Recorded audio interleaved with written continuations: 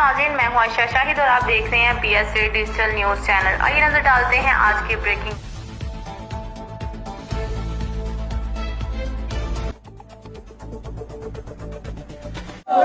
superintendent